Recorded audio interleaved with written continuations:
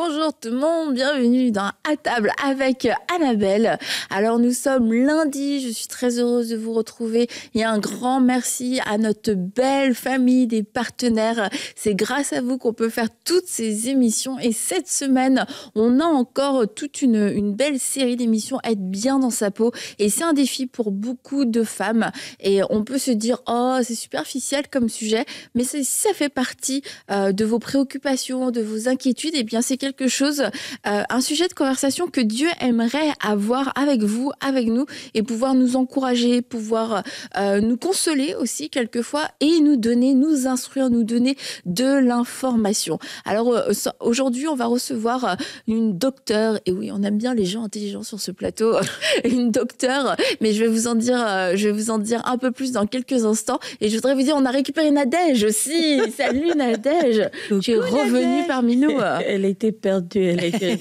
Oui. Oui, on est très content de te retrouver. Merci, Nadège. moi également, je suis contente de vous revoir. Ça fait du bien de te voir à table. Tu nous as manqué. Et oui, Vraiment.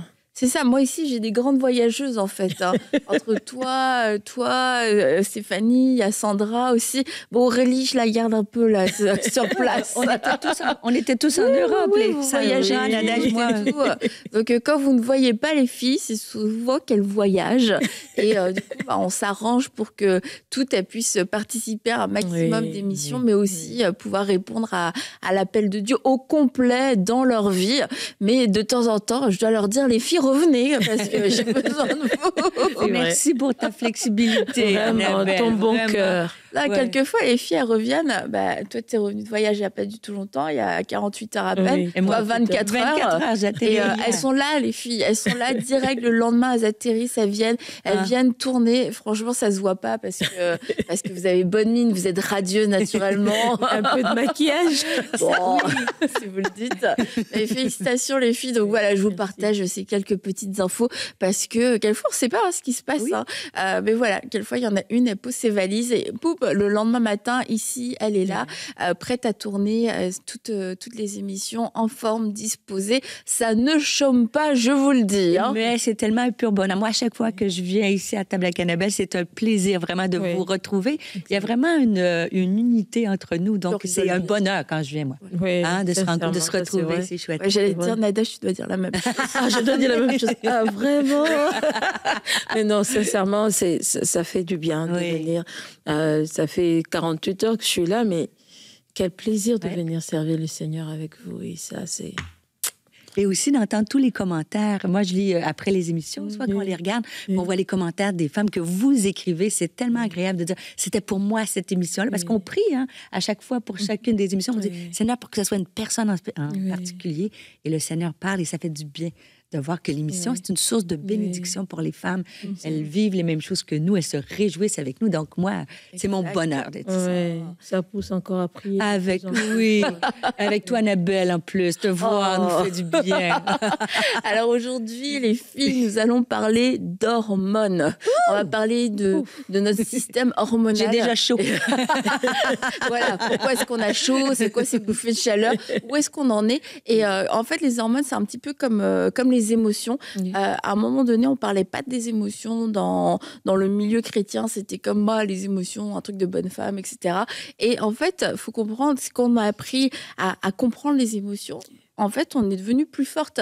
Et quand on comprend aussi qu'on a des hormones et qu'on ne peut pas juste les ignorer et faire comme si ça n'existait pas parce que ce n'est pas spirituel, on risque de subir certaines choses et puis finalement de ne pas vivre dans une pleine santé alors que c'est ce que Dieu veut pour vous, c'est ce que Dieu veut pour moi.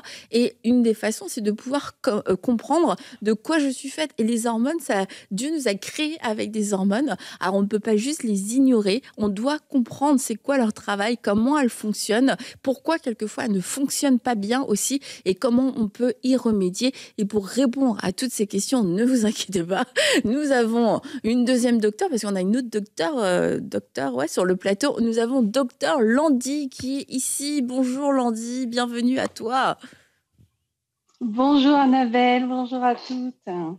Merci. Bonjour, Alors, Landy. Landy, je te présente rapidement. Landy, tu es experte en prévention santé et tu as occupé un rôle clé au sein du ministère de la Santé en France et tu as participé à la coordination du programme national nutrition santé et tu es aussi diététicienne, nutritionniste et coach en santé. J'ai l'impression que c'est le bon domaine pour toi. Tu étais la bonne invitée, on ne s'est pas trompé. Tu as participé au programme national nutrition santé. Est-ce que c'était le programme 5 fruits et légumes par jour? Et voilà, c'est le programme 5 fruits et légumes par jour, mangerbouger.fr, effectivement, qui a été lancé par le ministère de la Santé en France. Oh, wow, bravo, Félicitations. bravo. 25 ans maintenant. Ok. Tout à Donc, fait. Landy, comme je disais en introduction, nous allons parler d'hormones. Donc, peut-être nous expliquer comment ça fonctionne, c'est quoi les différentes phases dans la vie d'une femme. Stéphanie disait, les bouffées de chaleur. Moi, je dis ça parce que j'ai lu ça dans un livre. Hein, c'est pas parce que j'en ai. Là. Donc, on entend toutes sortes de choses. Et puis, c'est un sujet aujourd'hui qui est de plus en plus répandu. Et alors, comme tous les sujets, on peut tout entendre maintenant sur Internet. Hein, et tout le monde peut devenir coach chanté en 3 minutes. Et moi-même, quand je t'ai rencontré, je t'ai rencontré à plusieurs reprises, mais on s'est vu il n'y a pas très longtemps. Et puis, je te posais des questions. Je me suis dit, moi, en fait, je suis un peu perdue avec toutes les informations que j'entends. Il y a tellement d'informations que je ne sais plus trop quoi. Et tu m'as simplifié ça dans une discussion, dans un couloir. Et là, je me suis dit, Landy, il faut qu'on fasse une émission. S'il te plaît, tout ce que tu m'as dit, il faut que tu le dises à tout le monde. Parce que moi, ça m'a beaucoup éclairée. J'ai tout compris. Je me sentis tellement hormonalement intelligente que je me suis dit, Landy, il faut que tu nous le dises. Alors, explique-nous tout, Landy. Juste ça. On veut tout savoir. Oui. D'accord. Alors, tout savoir sur les hormones. C'est vrai que, en fait, la femme, comparativement à l'homme, bien évidemment, a cette spécificité-là. Donc, il y a les hormones qui évoluent, qui montent, qui descendent, tout au long de sa vie. Alors, ça commence par, on va dire, là où c'est vraiment le moment le plus prononcé pour la première fois dans la vie d'une femme, c'est au moment de la puberté, bien évidemment. Donc, le corps se réveille, la préparation du corps à une fertilité future, on va dire. Donc, il y a la sécrétion d'œstrogènes qui arrivent, d'autres hormones, le LH, FSH. Je ne vais pas vous détailler tous les cycles, mais au moins, si on peut retenir œstrogène, progestérone, aujourd'hui, c'est déjà bien. Et donc, ensuite, peut-être il y nous a dire le c'est cycle quoi menstruel. le oestrogène, progestérone, c'est quoi ces hormones et puis leur effet en fait et leur fonction. Voilà. Alors, œstrogène, progestérone, ce sont vraiment les hormones féminines, en fait. Hein. Donc, ce sont les hormones qui font que nous sommes une femme. Voilà. Donc, une femme qui n'a pas d'œstrogène ni de progestérone, on va dire, va avoir un dysfonctionnement dans son corps. Et donc, ce sont des hormones qui vont agir pendant le cycle menstruel. Ce sont des hormones aussi qui vont agir pendant la grossesse, l'accouchement. Et puis, tout d'un coup, quand l'âge avance, vers 40, 45 ans, ces hormones-là de la femme, donc œstrogène, progestérone, commencent à baisser. Et commence à baisser tout doucement, pendant la périménopause et pendant la ménopause. Donc, jusqu'à disparition quasi totale de ces hormones qui font que, il y a une espèce de dérégulation, un changement naturel, une transition naturelle. Donc, comme je t'ai partagé, Annabelle, c'est une transition naturelle que la femme, justement, a un petit peu du mal à comprendre et à subir quelque part. Mais c'est vraiment une transition naturelle. Donc, ces hormones-là qui commencent à l'âge de la puberté commencent à disparaître pendant la périménopause et la ménopause. Voilà, tout simplement en ce qui concerne les hormones. Et ensuite, donc à chaque phase, en fait, il y a bien évidemment des désagréments liés à ces changements qui sont tout à fait des changements naturelle, transformation naturelle de notre corps. Et donc, pendant la puberté, on sait qu'il y a la poussée de croissance, on a la transformation du corps, les petits boutons qui sortent, la crise de caractère aussi. Donc ça, il faut bien savoir que voilà, notre petite irritabilité, hypersensibilité, etc. Quelquefois, alors faut pas tout mettre sur le dos des hormones, mais quelquefois il y a quand même un peu, quand même un peu. Voilà. Donc voilà. Après, effectivement, ces hormones vont aussi provoquer un peu de dysfonctionnement aussi, peut-être au niveau intestinal. C'est pour ça que les femmes, elles sont un petit peu plus sujettes à des ballonnements, des inflammations, des douleurs abdominales, etc. Et puis des fois, il y a la fatigue chronique, la dépression, notamment la dépression postpartum surtout, qui n'est pas du tout, on va dire, qualifiée comme étant une dépression telle qu'on la conçoit, mais une dépression postpartum après l'accouchement. Et puis, vient les autres désagréments liés à la périménopause et à la ménopause, qui sont les bouffées de chaleur, les troubles de l'humeur, encore une fois, la sécheresse vaginale aussi, les sueurs nocturnes, voilà, les sautes d'humeur. Donc, en fait, ça fait rêver, dis donc. Tous ces désagréments font partie de notre évolution naturelle de notre corps. Voilà. Mais il y a des clés, en fait, pour un petit peu, on va dire, contrecarrer ou essayer quand même de diminuer les effets de ces désagréments-là. Ok, donc il y a des clés, merci. Il y a de l'espoir. Il y a de l'espoir. Et tu dis que c'est une évolution naturelle. Donc à la fois, si c'est une évolution naturelle, pourquoi est-ce qu'on laisse juste pas faire les choses ? Pourquoi on n'arrive pas à suivre les choses, c'est ça ? Non, pourquoi on laisse juste pas faire les choses si c'est une évolution naturelle ? Oui, parce que des fois, c'est en fonction, justement. Et les clés essentielles, c'est vraiment en fonction des comment on s'alimente.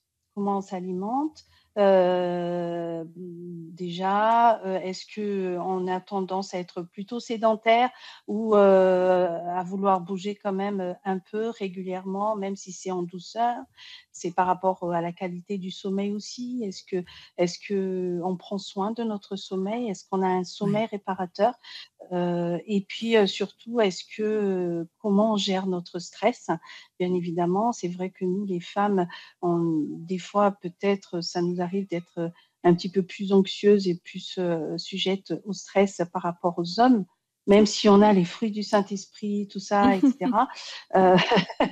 Voilà, donc voilà. Donc, en fait, il faut agir sur plusieurs leviers. Et c'est vrai que des fois, les femmes aussi ont tendance peut-être un petit peu à se culpabiliser assez rapidement en disant « je mange mal » ou « je dors mal », etc., etc. Et ça génère le stress. Et le stress, l'hormone du stress, c'est le cortisol. Qui va aller à l'encontre. Le cortisol, voilà. Il va aller à l'encontre de ce qui va bien dans notre corps et qu'on essaye de faire au mieux. Donc plus, c'est un petit peu un petit cercle vicieux, en fait. Donc, en fait, il faut vraiment agir sur plusieurs tableaux, plusieurs leviers. Je voulais juste, parce que Annabelle a dit pourquoi, si c'est la nature qu'on laisse pas aller, c'est que c'est important de savoir, je pense que certaines femmes sont plus affectées que d'autres. Pour certaines, la fluctuation d'estrogène ou de progestérone, ça change pas tant que ça dans leur vie. Mais pour d'autres, arriver à la ménopause, j'ai vu moi beaucoup de femmes, tu sais, c'est presque une dépression. En plus, ça arrive avec le nid vide ou même pendant le syndrome prémenstruel. Certaines, ça passe inaperçu, mais pour d'autres, elles vont avoir pleurer, être émotives. Donc, c'est pour ça que je trouve ça tellement important, qu'est-ce que Landry dit, parce que si on peut agir sur des clés, on peut éviter tous ces effets qui sont sur nous, qui sont naturels, mais si on peut les atténuer un peu. Mais ce que je trouve important aussi, c'est de laisser, en fait, les femmes... Des fois, c'est comme... Il y en a qui vont tout mettre sur le dos. Tu me corriges, hein? Il y en a qui vont tout mettre sur le dos des hormones. Ils vont dire, si je suis pas de bonne humeur, je t'émotive, c'est mes hormones. C'est pas moi, c'est mes hormones, tu vois? Et par contre, il y a d'autres femmes qui vont minimiser cet impact-là. Et quand va arriver... certaines, c'est à chaque mois, ou dans la phase de la périménopause, ils vont dire hey, je vis quelque chose de difficile, je me comprends plus, j'ai ci, j'ai ça. Et finalement, on cherche des trucs très compliqués. Et dans le fond, c'est juste cette variation d'hormones-là. Et ça, je trouve ça important qu'Andrea va nous donner des clés pour quoi faire. Parce que pour certaines, vraiment, c'est vraiment un défi important. Puis on peut vivre, peut-être quelqu'un écoute l'émission et dire moi, je vis ça, mais je me reconnais plus. Bien, c'est peut-être ça, les clés que Andrea va nous donner. Ça va nous aider à atténuer puis dire dans le fond, c'est juste mes hormones. C'est pas un bouc émissaire, mais des fois, ça aide à comprendre. Oui, c'est vrai, puis ça permet de déculpabiliser, d'attaquer le problème à la source plutôt que quelquefois de chasser tout et n'importe quoi. Et vous savez, c'est même pas dans notre imaginaire. Hein. Il y avait des statistiques, je lisais, qui disaient que dans les prisons pour femmes, les femmes qui ont commis des agressions, je m'explique, elles ont fait des agressions, elles étaient dans leur SPM, tu vois, comme si le fait de l'agressivité, il y avait un fort pourcentage, et tu vois, c'est pas...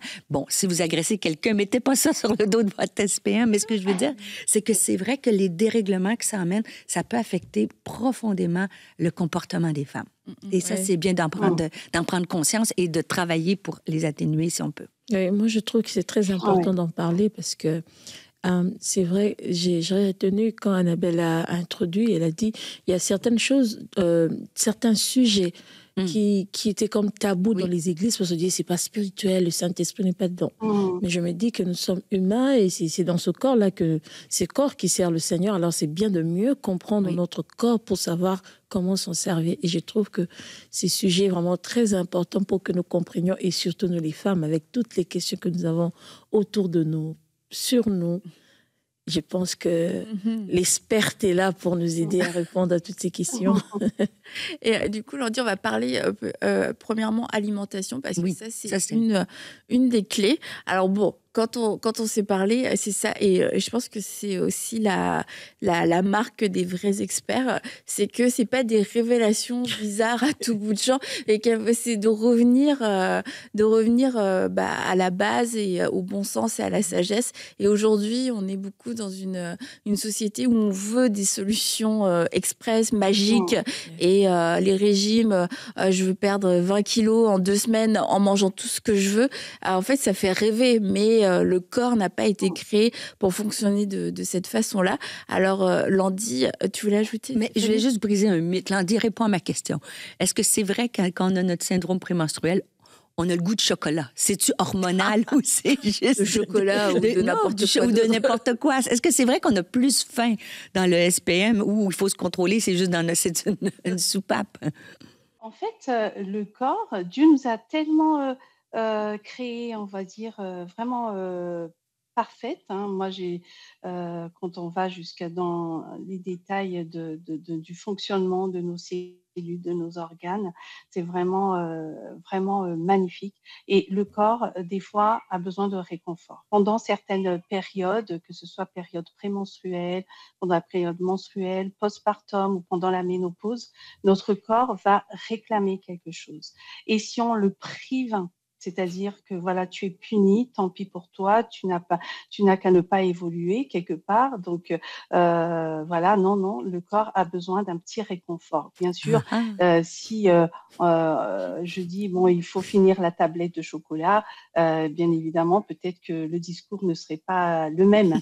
mais en tout cas, voilà, ces envies de fringales de temps en temps de la femme, il faut surtout pas se culpabiliser par rapport à ça. Merci, là. Surtout pas. Alors, Landy, comment est-ce qu'on peut, avec l'alimentation, avoir... voilà, c'est quoi les clés pour l'alimentation? Alors, les clés pour l'alimentation sont toujours les mêmes depuis des années et des années. Je dis ça, oui, ça on sait faire, mais on a entendu, mais bon, dans la pratique. Alors, dans la pratique, bien évidemment, il faudrait miser sur les fruits et légumes. Mais quand je parle de fruits et légumes, c'est pas 3 petits pois qui se battent en duel dans l'assiette et 3 haricots verts.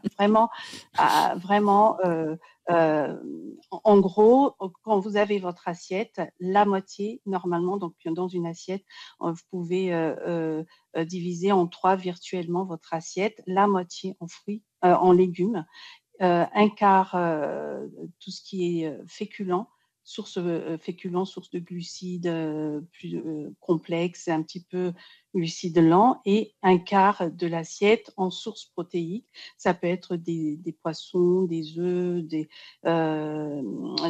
la viande, et aussi un petit peu moins connu, les légumineuses, qui sont des aliments qui apportent des protéines, et des protéines de très bonne qualité, des protéines végétales. Donc voilà, à peu près, on va dire, la photo d'une assiette. Après, la photo d'un plateau, en fait, pour savoir si vraiment, est-ce que j'ai mangé diversifié et équilibré, il faut regarder les différentes couleurs. Donc, si on a au moins 4 couleurs ou dans l'assiette ou l'ensemble du plateau, ça veut dire que, voilà, j'ai quand même aujourd'hui à peu près mangé diversifié et équilibré. 4 Et couleurs. Bon, ça se fait, ça, 4 couleurs. Et si tu rajoutes du ketchup, c'est bon, t'as une 4e couleur pour tous ceux qui cherchaient un petit peu de diversité. Donc, non, je parle bien sûr, je parle de 4 couleurs d'aliments. Pourquoi? Parce que les vitamines sont colorées, les minéraux sont colorés, les nutriments, tous les nutriments sont colorés. Et ça, c'est vraiment un petit peu l'astuce qu'on donne, voilà, pour avoir une espèce de repère visuel, tout simplement, et pour que vraiment suivre, on va dire, une alimentation équilibrée ne soit pas trop anxiogène pour personne. Ouais. Et quand on arrive à la ménopause, le métabolisme ralentit. Quel est le secret? Parce que la plupart des femmes à la ménopause, vous êtes toutes jeunes, vous, là, mais à la ménopause, c'est vrai, les femmes sont plus portées à prendre du poids parce que le métabolisme ralentit. Quels sont les conseils pour éviter ou diminuer? Alors, effectivement, quand on arrive à la ménopause, le métabolisme ralentit, c'est-à-dire que pour le même, on va dire le même, pour la même portion d'aliments qu'on brûle assez rapidement quand on est plus jeune, et ben on le brûle un petit peu plus lentement, ou voire pas du tout, et en stock. Pas du tout et en stock. En stock, oui. Voilà. Et donc, quand on s'approche de cette étape-là, eh bien, malheureusement et heureusement, en fait, il faut faire plus attention à sa santé. Alors, je parle pas de prise de poids, bien sûr, il y a la prise de poids qui est là, etc. Je parle pas de corpulence, de la corpulence du corps. Je parle vraiment du bien-être de façon vraiment générale. Et donc, il faut faire plus d'activité physique, encore plus notre corps qui est déjà stressé. Et donc, voilà, par exemple, une marche rapide, s'aérer, etc. Ça suffit largement. Et faire un combo quand même avec cette marche rapide, donc des exercices de renforcement musculaire 2 à 3 fois par semaine, et exercice aussi de d'étirement. Parce que malheureusement, plus on avance en âge, et ben, plus on va perdre un petit peu de densité au niveau de nos os, nos fontes musculaires. Donc, si on met pas en place ce petit combo gagnant, voilà, ça va se détériorer de plus en plus quand on va avancer en âge. Et avec l'alimentation, garder une bonne alimentation comme celle-ci, mais on peut aussi se supplémenter parce que il y a des compléments alimentaires qui peuvent aider justement quand on entre dans cette période de préménopause et ménopause. Ok, donc c'est quoi Je sais pas si j'ai répondu à la question. Oui. Et c'est quoi ces compléments, Landy? Parce que là aussi, on en entend beaucoup parler et il y a toutes sortes de choses et bon, il y a beaucoup de pubs. Alors, on ne veut pas forcer à l'achat ou quoi que ce soit. Et puis, parce que je vois quelquefois des posts passer et c'est un vrai business, en fait, ce truc. Alors, qu'est-ce qui est sage? Qu'est-ce qui est recommandé? Et est-ce que c'est possible aussi d'avoir peut-être des excès là-dedans? Parce que si je prends plein besoin de suppléments, mais que je ne fais pas de sport et que je ne m'alimente pas bien, est-ce que ça va être efficace? Est-ce que ça résout tous mes problèmes? Non. Oh, non. Il faut vraiment le B.A.-ba de base, c'est vraiment l'alimentation. Ça, c'est vraiment l'alimentation brute, hein, l'alimentation aussi. Par exemple, si on peut se le permettre de temps en temps, prendre des pâtes complètes ou semi-complètes, du riz complet, des oléagineux comme les noix de cajou, les huiles, varier les huiles, aller vers les huiles avec une bonne qualité d'huile, on va dire, d'acides gras apportés par le corps, qui est l'huile de colza, l'huile d'olive, etc. Est-ce qu'il y a des On va dire huiles qui sont mauvaises, Landy? Il y a des huiles, alors elles ne sont pas mauvaises en soi, mais il faut quand même diminuer la consommation. Donc ce sont les huiles, par exemple, eh bien, les huiles d'arachide, huile de tournesol, huile surtout pas l'huile de palme, voilà, qui quand même, consommée en grande quantité, va avoir quand même un effet très néfaste sur la santé cardiovasculaire. Donc alors, ce ne sont pas des huiles mauvaises en soi. C'est parce que tout simplement, ce sont des huiles qui apportent les fameux oméga 6.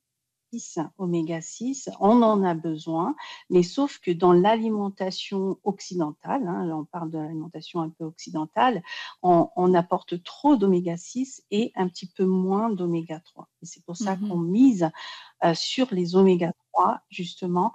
Quand on avance, plus on avance en âge, on en a besoin pour notre cœur, on en a besoin pour notre circulation, notre système cardiovasculaire, on en a besoin pour notre cerveau. Bien, on n'a pas assez de ces fameuses oméga 3 et d'autres nutriments. Hein, mais là, par exemple, je parle des oméga 3. Donc, pour revenir par exemple aux compléments alimentaires, effectivement, premièrement, il ne faut pas prendre de compléments alimentaires, on va dire, comme ça.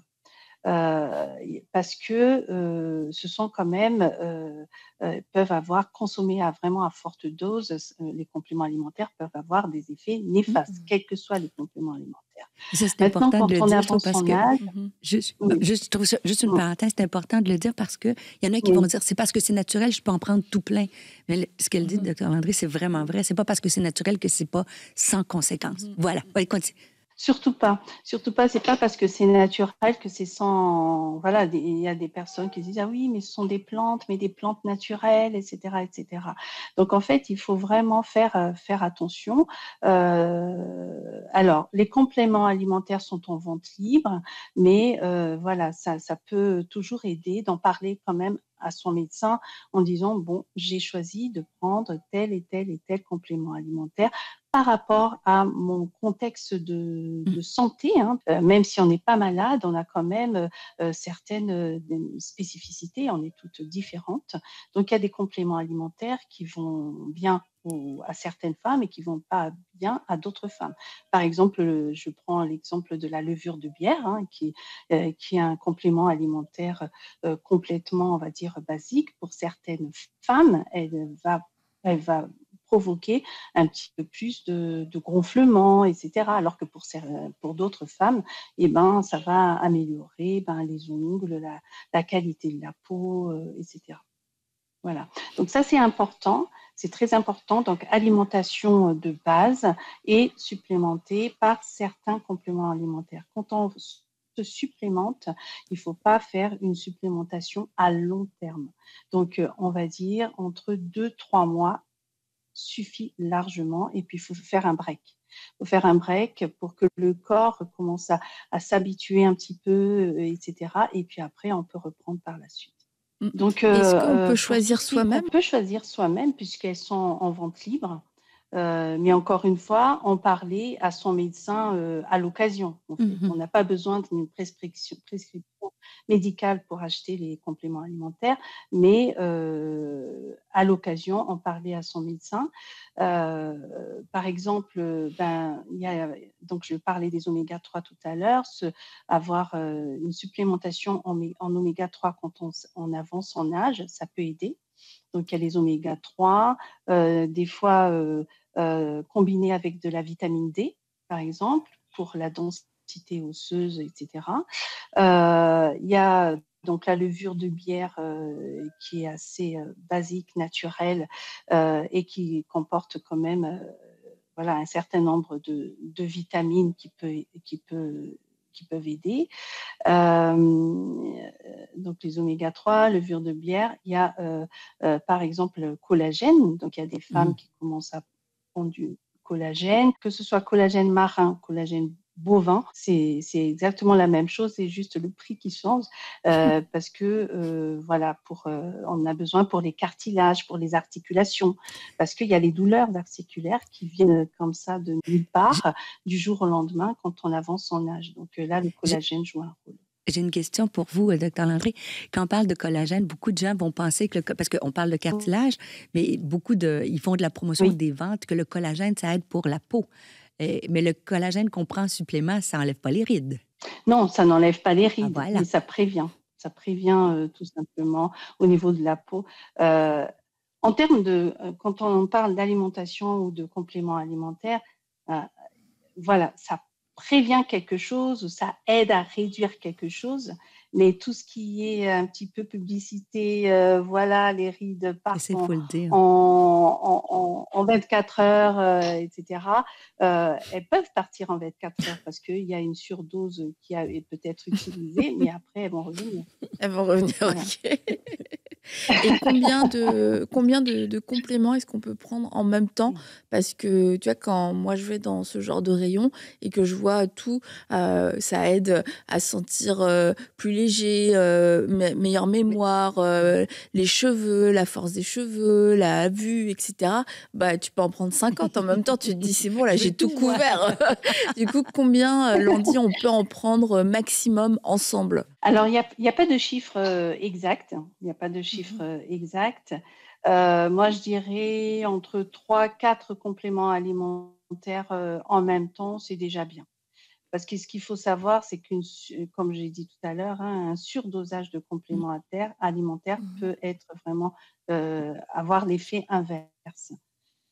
Donc voilà, il y a la vitamine B6 qui est très bien aussi. Oui. Moi, j'avais quand même une préoccupation avec toutes ces publicités de boissons miraculeuses, des boissons détox, des boissons comme ça qui font maigrir. Prenez cette boisson 3 jours, vous allez maigrir. Prenez cette boisson 1 semaine. Alors, j'avais une question à poser. Est-ce qu'il y a de ces mélanges scientifiques qui peuvent aussi aider au détox ou à la perte de poids? Alors, détox, perte de poids, c'est multifactoriel. Donc, il faut agir sur plusieurs tableaux en même temps. Ce qu'on peut, si vous voulez peut-être quelques exemples qui peuvent aider, ça peut être tout simplement la tisane de camomille, marche très bien. Camomille. Amenez-moi une tisane de camomille, s'il vous plaît. Pour la détox, pour la perte de poids. Les deux. C'est pas de la camomille. Ne te pose pas de questions. Bon, mais bannis le café maintenant. La camo. Wow. Voilà. Et puis, pour les bouffées de chaleur, par exemple, pour certaines femmes, les tisanes à base de sauge, qui est à base de curcuma, gingembre, si on aime bien les tisanes un peu épicées, le combo gingembre, citron vert, curcuma. Curcuma est vraiment une épice qui a vraiment des vertus. Alors, ce qu'il faut savoir, c'est qu'il n'y a pas d'aliment anti-cancer, anti-truc, anti-machin. Vraiment, c'est vraiment la combinaison de tout ça dans le cas d'alimentation équilibrée qui va faire que la personne va se sentir en meilleure forme. Voilà. Mais il y a des tisanes, qui font du bien, Bien, merci beaucoup, Landy. Oui, tu as bien répondu. Peut-être rapidement pour terminer, il ne reste pas beaucoup de temps. C'est plus au niveau de la gestion du stress. Comment tu m'avais parlé aussi de techniques de respiration. Alors là, on ne parle pas, je tiens à le dire à ceux qui nous suivent, on ne parle pas de techniques de respiration, de méditation, de yoga, etc. Mais rappelez-vous, c'est Dieu qui nous a donné un corps, qui nous a donné la capacité de respirer. Et à travers la respiration, on peut aussi se se réguler, notre corps réguler nos hormones. Donc, c'est important de savoir comment le faire. Et c'est pas parce que dans les techniques de méditation, on a appris à respirer que c'est interdit aujourd'hui de bien respirer pour nous en tant que chrétiens. C'est Dieu qui nous a donné le souffle de vie, je le rappelle. Alors, c'est important que nous aussi, on puisse avoir cette intelligence sans entrer dans des pratiques mystiques. Donc, Landi, donne-nous est-ce qu'on peut bien respirer, particulièrement quand on vit un petit stress, là. Oui. Alors, le stress vient tout simplement déjà parce que y a ce qu'on appelle notre système nerveux sympathique qui est activé quand on est en situation de stress. Donc, pourquoi on a le cœur qui bat, les pupilles dilatées, des sueurs froides, l'estomac noué, parce que tout simplement, le stress vient activer ce système nerveux sympathique. Et Dieu a tellement bien fait les choses que nous, on est capable d'activer, de contrecarrer cela en activant ce qu'on appelle le système nerveux parasympathique. Et le système nerveux parasympathique est activé justement par des techniques de respiration parce que c'est ce système-là qui nous encourage au calme, à la paix, au repos, à la digestion, à la détente. Et il y a déjà ce qu'on appelle la respiration diaphragmique, la respiration profonde, tout simplement. Donc, au lieu de respirer quand on respire, quand on avale, on va essayer d'inhaler, en fait, faire entrer l'air par les narines et on gonfle le ventre. On gonfle le ventre comme un ballon. Et après, on dégonfle le ventre et on fait ressortir l'air. Donc, je me sens on fait le contraire de ce qu'on a l'habitude. J'essaye, moi je suis en train de pratiquer. Moi aussi j'essaye. Hein. Voilà. À la maison devant l'écran. Moi je l'ai fait. Donc, on inspire et en même temps qu'on inspire, plutôt que de rentrer le ventre, on le sort. En fait, ça, c'est la base. Voilà, on gonfle comme un ballon et puis après, on expire en touchant le ventre. On peut s'aider à toucher le ventre, dégonfler le ballon pour que l'air ressorte. Et donc, ça, c'est la respiration diaphragmique, la respiration profonde. Et donc, ça, on peut avoir, il y a plusieurs types. Ça, par exemple, on peut regarder, on peut voir sur Internet. Mais il y a, par exemple, la respiration carrée. C'est-à-dire, on inspire pendant 4-5 secondes. Et puis après, on bloque la respiration. Après, on expire, on dégonfle le ballon, on bloque la respiration et on refait la même chose pendant 2-3 minutes. Et on voit qu'on peut respirer. J'allais, tu me fais peur. Moi, je viens d'essayer, là. La respiration artificielle, je suis en train d'aller très fort. Respire carré. Oui. Excuse Landi, on a fait l'émission. La respiration carrée. Et ça, encore une fois, c'est pour relâcher le stress. Ok. Debout. Debout, faut le faire? Oui. Assis, ça fait quoi? Parce que là, je viens de le faire assis, c'est grave ou pas? Oui, debout, c'est mieux, mais voilà, on peut faire l'exercice assise aussi. D'accord, merci. Je rassure. Landi, on arrive au bout de notre émission. Voilà, donc ça, c'est vraiment ce qu'on appelle... Oui, très bien. C'est ça, on arrive au bout de notre émission, mais merci de nous avoir donné ces conseils. Pour certains, je crois que c'est des rappels. Pour d'autres, même si c'est des rappels, ça n'a jamais été mis en place. Et en fait, c'est ça qui change tout.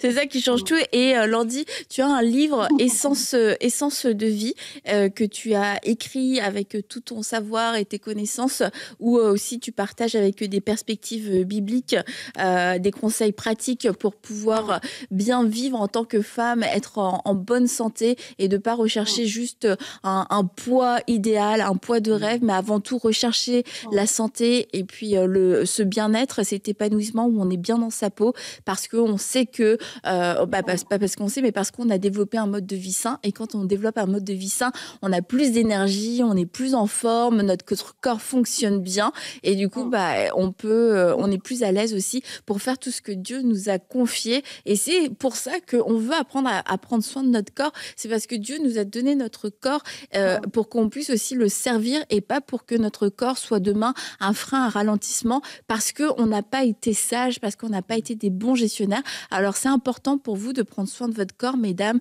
de comprendre comment il fonctionne et puis d'être sage et intelligente. Alors oui, il y a toutes sortes de sensations, une petite barre de... Enfin, pas une barre, un carré de chocolat.